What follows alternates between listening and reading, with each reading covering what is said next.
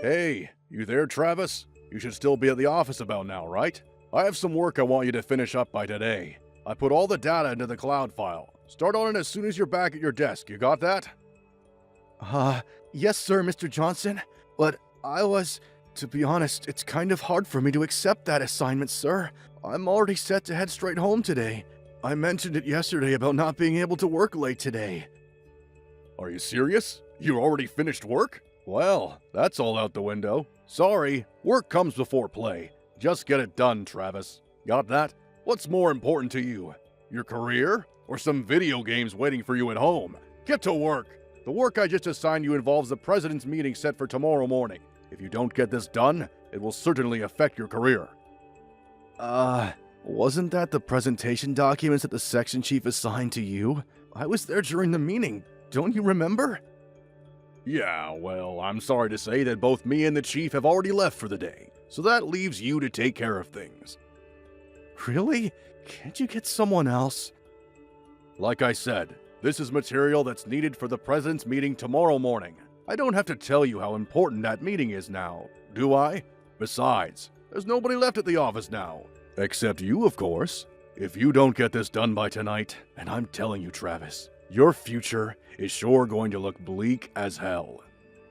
I don't know how much longer I can bear this. Do you realize that I've been working overtime until midnight for the last 2 months? There were even days I ended up working all night and continued throughout the next day.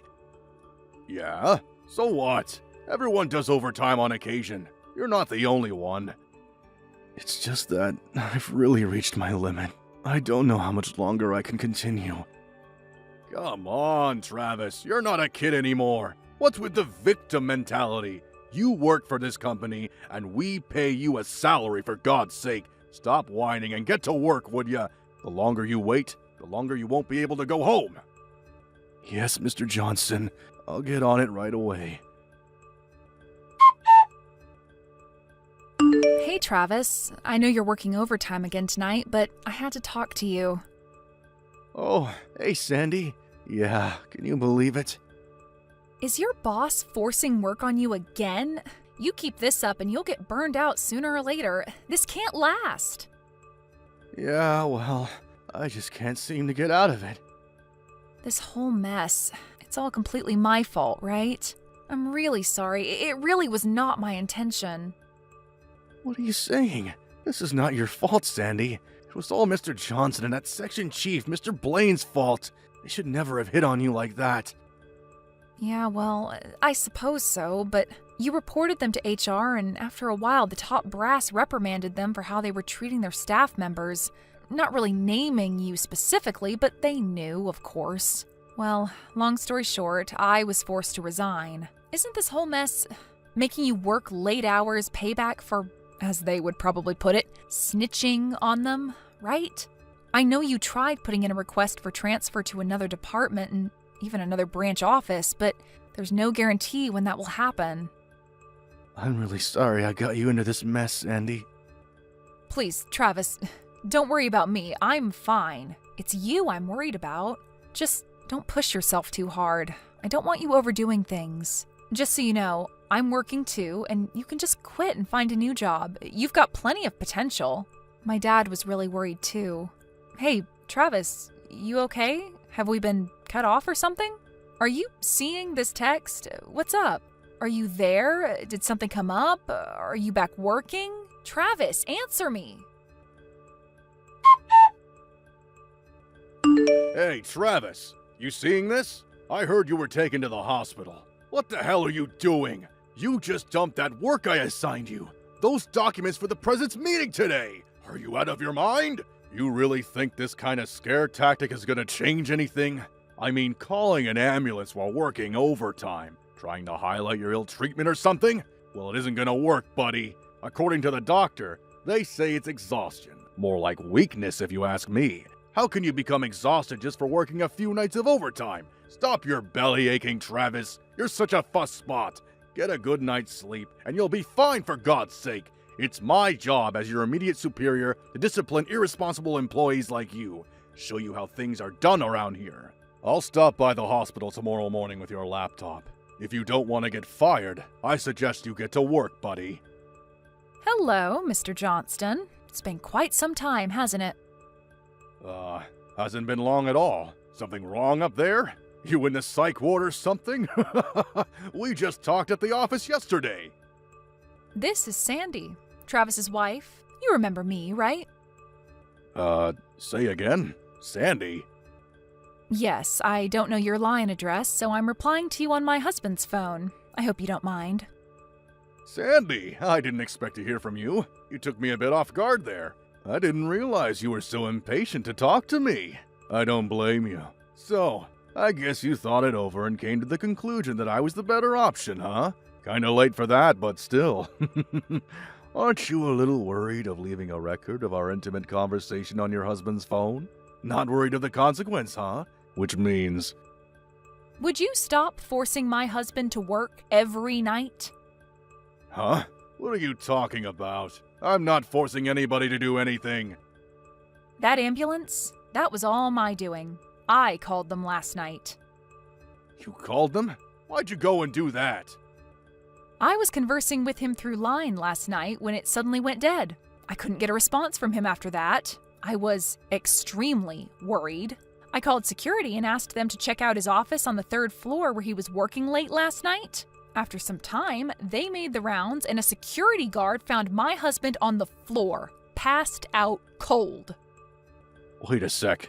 I was not aware of that. This is not my fault, you got that? Don't blame this on me. The only reason he was working late is because he's slow. He's always taking a break and wasting precious time. He's got to work overtime. It's his own damn fault. Do you really expect me to believe you and Mr. Blaine? The two guys who were joking about sharing me? How can I trust what you guys say? You're not blabbing about this nonsense to other people at the office, are you? We don't need groundless rumors spreading. I've refrained from expressing my true opinion regarding how you've treated us, but this has gone far enough. I know this is all about giving you the brush off. You're just getting back at me, aren't you? Excuse me? How could you say that to your boss? You're not my boss anymore. You're twice as old as my husband and I. Don't you think it's a little cringeworthy for a middle-aged guy to be salivating after a young woman? A former staff member? You little ungrateful sneak! All I was trying to do was make office life easier for you, so you can do your job. To take you under my wing and teach you the ropes. That's all. Really? That was your intention? You seemed like you wanted more than that. That's why I refused. What was so wrong about that? I did my job properly and on time. There was nothing to fault me for. You think you're going to get away from insulting me like that, you spoiled brat? I've talked to my husband already. I'm recommending that he resign. What? Are you serious? Goodbye, Mr. Johnston. You really have nerve. You know that? You're just going to convince the guy that you rely on to live day and day to just up and quit, huh? Yeah, right. You do that, and you guys will be left homeless and penniless in no time. Good luck with that. You really screwed up, Sandy. I thought you were a bit attractive, and I thought I would give you a chance. But you decided to throw it all down the drain. I can't figure you out. But do as you like. I don't give a damn. Good morning, Sandy. Are you up? I just took a look at my smartphone. I didn't check it since 2 days ago. I see you had a little conversation with Mr. Johnson. Didn't go all that amicably, it seems. Yeah, right. Not a real friendly conversation, I suppose. I saw your phone on the bedside table and I was going to turn it off. Then I saw all those message notices on there that I just had to see what it was about. Could have been an emergency. Well, it was all Mr. Johnston. He was trash-talking you as usual, and after reading it, I just couldn't take it any longer. I just blew a fuse and just let my feelings out. I'm sorry. Don't be. When it comes to my well-being, you always tend to blow a fuse. I'm really sorry, Travis. I really shouldn't have gone off on him like that. Without first talking it over with you, but I just can't stand that guy. Don't worry about it. No problem. Actually, I'm thankful for what you did. Huh? You're okay with it?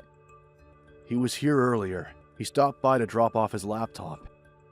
Why'd he do that? He said I had a lot of time on my hands while I'm here, so he told me to get to work on some urgent documents. Wait, what? Are you serious? He was there this morning? Relax, Sandy. How can you be so calm, Travis? You're recuperating from exhaustion, for God's sake. And he's making you work? That guy needs a little more talking to. Yeah, right. But all the same, relax. Because you told him off, he made the mistake of handing me some helpful materials for my payback plans.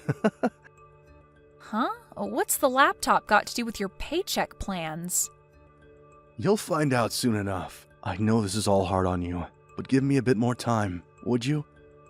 Yeah, okay. If you say so, Travis. I'll leave it to you. But just don't do anything rash. You got that? Yeah, I know. Thanks, Sandy.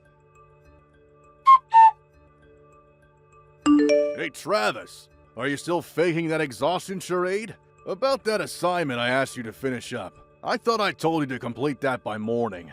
I was expecting it to be uploaded to the cloud file, but it's nowhere in sight. What's going on, buddy? I'm having a meeting in an hour. I need those files. Do your job, for Christ's sake. Good morning, Mr. Johnson. I went all the way to the hospital to drop off my laptop, and this is the thanks I get? You lazy bum. I'm sure you noticed, but I'm lying in a hospital bed right now. Yeah, I can see that, but all you're doing is sleeping. You can move those fingers and tap away at that keyboard, can't you? I had the forethought to take that laptop to you so you can get your work done and save your job. Can't you see that, for crying out loud? I'm very sorry about this, Mr. Johnson. I know you need those files, but I was ordered not to work and to get adequate rest while I'm here. Excuse me? Am I hearing you right? I'll give your laptop back to you later, okay? You better have someone else work on those documents. What the hell are you even talking about? I never gave you such orders, and Mr. Bain didn't either. Oh, I get it. Doctor's orders, huh? The doctor ordered you to take it easy and not work, is that it? Yes, as you say, the doctor did say that, but... These doctors, they always exaggerate these things. You know that. Just ignore the guy, would you? Yeah, but this is a request from the company, and I can't very well ignore a request from the company now, can I? Or do you want me to just disregard company policy? Like I said, I never gave such an order. Are you deaf now? This is a request directly from the president of the company. Hold it a sec. What did you just say? The president? The head of this company? That's right. The president, CEO of the company. He contacted me directly and ordered me to rest and not work. Why in God's name would he do that? Why are you even connected to him? You're just a lowly staff member. Why would he even be aware of your presence? It was that laptop you brought me. Yours, wasn't it? Excuse me? The laptop I brought you? I have no idea what you're getting at, buddy. I'm sure you know, but about 10 days ago, the company set up a special online hotline that allows staff members to add comments directly to the president of the company. Don't tell me you went ahead and... Yep, that's right. I put in a comment. That laptop you brought me was already registered to the hotline, so all I did was include my name, employee ID number, and my comment. Darn it! I thought I put a lock on that site. Back when the special online hotline was established, I was pretty out of it, working every night till quite late. I wasn't really in the frame of mind to be checking the details of the site. I had no idea that you could converse directly with the company president about whatever topic seemed important, whether it be grievances about the kind of coffee in the staff lounge to unfair work environments. But once I was able to recuperate in the hospital, and as you say, have a lot of time on my hands, I was able to think straight and check the details of the hotline. Thanks to you, one thing led to another, and I was able to contact the president directly. Are you friggin' serious? As this is the case, I have decided to resign from the company. What? You're quitting? Yes, I sent my resignation letter directly to the president himself. Wait, you sent your resignation directly to the company president?